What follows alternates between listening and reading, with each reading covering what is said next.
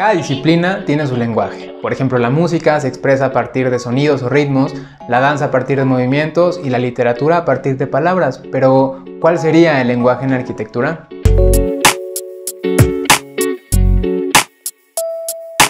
En el video pasado explicamos que el concepto nos ayuda a identificar los ejes fundamentales que queremos plantear en un objeto arquitectónico. Pero ¿cómo traducimos estas ideas a algo material? Bueno, para eso ocupamos un lenguaje. Y según Milan Ibelic, que es un crítico de arte chileno, que escribió un ensayo en 1969 que se llama El lenguaje arquitectónico, y ahí nos dice que el lenguaje del arquitecto es la forma.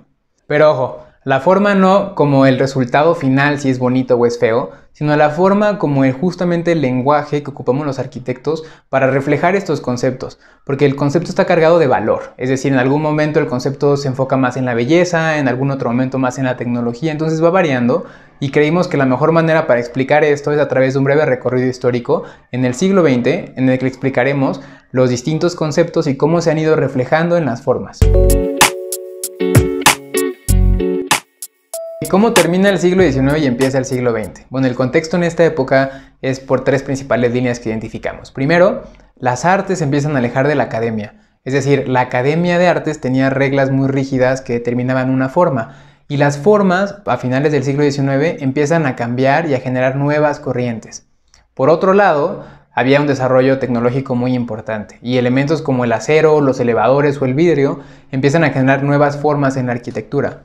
Y por último, hay una corriente naturalista muy fuerte, es decir, las ciencias empiezan a dar cuenta del valor de la naturaleza y la empiezan a estudiar a través de la botánica o la biología y empieza a haber una inclinación muy fuerte hacia esa área. Y con estos tres elementos empiezan a surgir distintas corrientes arquitectónicas. Un buen ejemplo de estas tres corrientes es Louis Sullivan. Louis Sullivan construye en 1895 el Warranty Building y este edificio reúne las tres cualidades. Por un lado tiene la tecnología, como que implementa el acero o incorpora elevadores.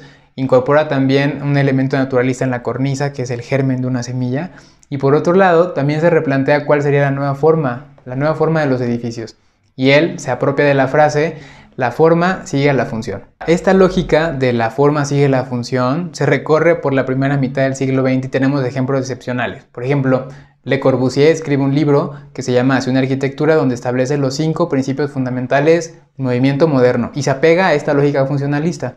Otro personaje importante es Mies van der Rohe, que es el que dice menos es más en cuanto a la forma, y él construye un pabellón, el pabellón alemán, en la Exposición Internacional de Barcelona en 1929. Y ojo, algo importante es que, aunque habían muchos arquitectos que ya se estaban apegando a esta lógica para generar sus formas, todavía había una tensión, porque incluso Mies van der Rohe construye su pabellón enfrente del Palacio Nacional de Barcelona, que se construye ese mismo año, en 1929, y es un palacio que tiene una lógica muy clásica, muy tradicional en toda su forma. Esto se constituyó como el estilo internacional, se extendió por muchísimos países y esta lógica de funcionalidad, de racionalidad, de empleo de los materiales de formas lógicas y coherentes empezó a regir cómo se construían las formas en todo el mundo. Un ejemplo de un arquitecto que se basó en esta lógica funcionalista es Oscar Niemeyer. Y de la mano de Lúcio Costa construyó la ciudad de Brasilia desde cero. Esta ciudad es formalmente increíble, incorpora principios modernos, pero hace un copy-paste del funcionalismo europeo y en toda la ciudad se evidencian las deficiencias de este estilo. En otras partes del mundo, como en Japón, el funcionalismo se aproximó de otras maneras. Y es que las ciudades japonesas presentaban problemas de hacinamiento y un crecimiento muy acelerado, entonces los arquitectos estaban buscando cómo un edificio podía ser también adaptable. Y este es un ejemplo en el que podemos ver que a una gran estructura se le empiezan a adherir cápsulas. Es un edificio que está pensado para que personas solteras lleguen a vivir y conforme se necesite más espacio, se adhieran más cápsulas para que más personas vivan en este edificio. Como resultado tenemos un edificio que no responde absolutamente a las lógicas funcionalistas previas y empieza a tener en cuenta otros valores que se ven reflejados en la forma. Entonces este replanteamiento de los valores nos da pie a esta nueva época que es la posmodernidad, en la que estos arquitectos ya no se identifican al 100% con todo el movimiento moderno y empiezan a criticarlo y a hacer experimentaciones formales que responden a otros valores y generan objetos como este, en el que si tú lo ves, pues es bastante claro que hay un cuestionamiento muy fuerte a lo moderno y se ve reflejado en la forma.